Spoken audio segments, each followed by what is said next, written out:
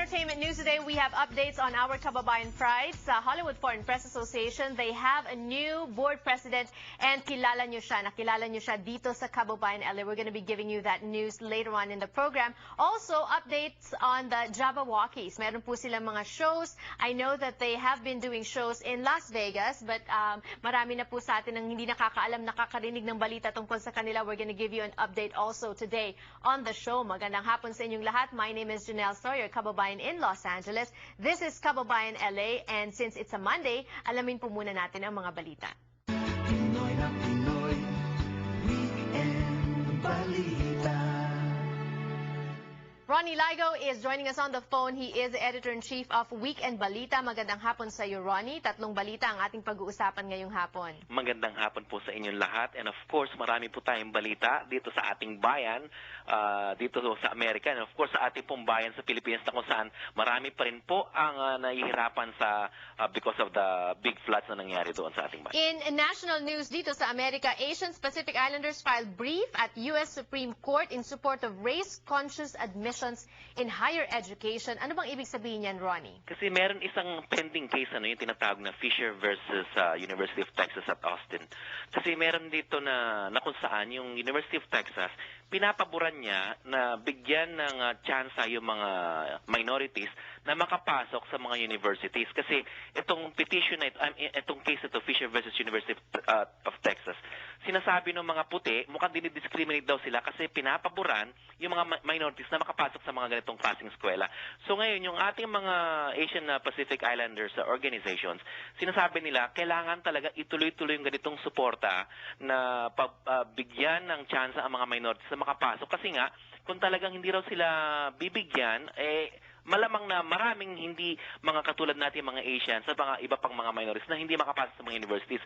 However, may isang point dito kasi nga, ang sinasabi naman ng mga ibang especially the conservatives, kasi kung tutuloy nilang ganitong policy, ang nangyayari kasi yung mga Asians, especially mga Asians tayo, pagka binibigyan sila ng pabor, sila naman tong napakagaling sa eskwela, nagtatap sila sa mga eskwela. So, ito by discrimination. However, bakit naman nagtatap na yung mga Asians? And that is why ang U.S. Supreme Court ang magdedesisyon dito sa judgment na ito. Alright, aabangan natin yan dahil nga maraming mga sanga-sanga ito.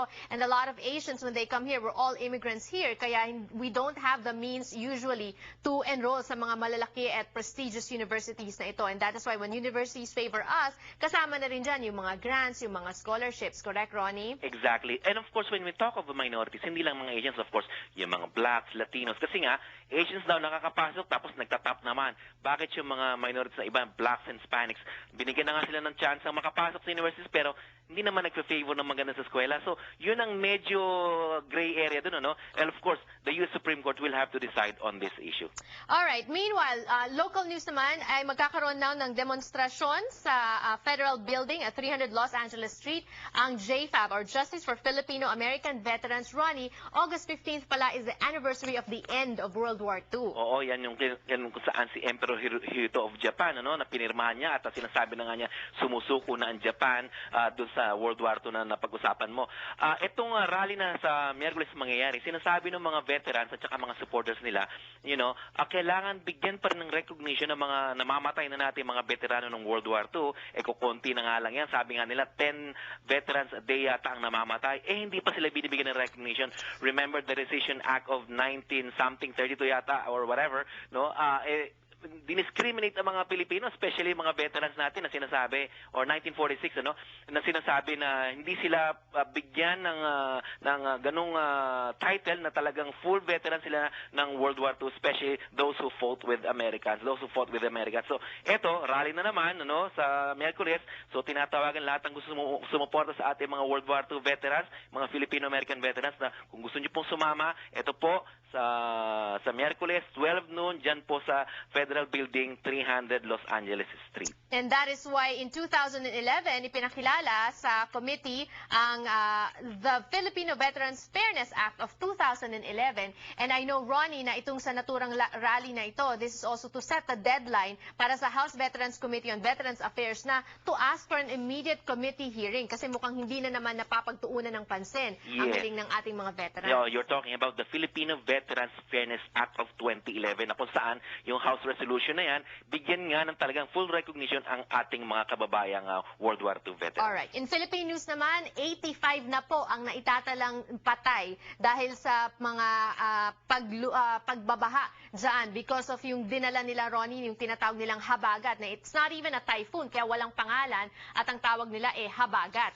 Right, monsoon rains, At ang pinangangambahan na nangyayari sa ating mga kababayan, especially those who are still in evacuation centers, more than 700,000 yata yan, Yung tinatawag na sakit na leptospirosis, I hope I'm pronouncing that right, na kung saan kasi pagka mga baha, lahat sila naglalakad sa baha, mga waist deep, neck deep pa nga yung iba, meron dyan yung tinatawag na mga yung rat urine, mga mga ihi daw na mga daga at kung ano pa mga masasamang hayop dyan na nakakalaganat ng mga sakit na ito. Isa na nga yung leptospirosis na kung saan noong 2009, 250 lives were killed by this disease na kung saan 3,300 people were affected. Yun na nga, nabanggit ko, 250 lives ang namatay.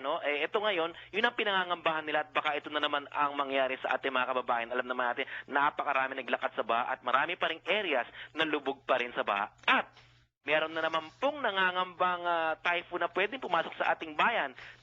Siguro nabanggit mo na, Janelle, Typhoon Helen daw ay actually nasa area of responsibility na. Meron akong tanggap na report kanina sa Isabela, ang lakas-lakas na raw ng ulan.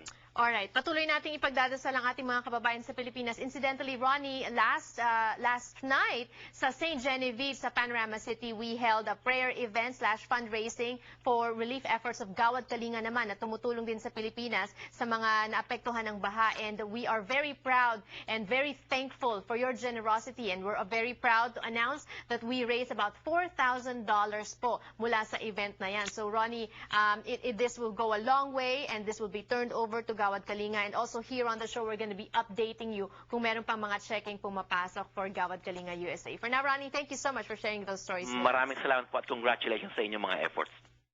That was Ronnie Lygo, Editor-in-Chief of Weekend Balita mula po sa kanilang newsroom sa Glendale. Ang kanila naman pong website is on the screen right now, www.balita.com. Employment opportunities when we return on Kababayan LA. Don't go away.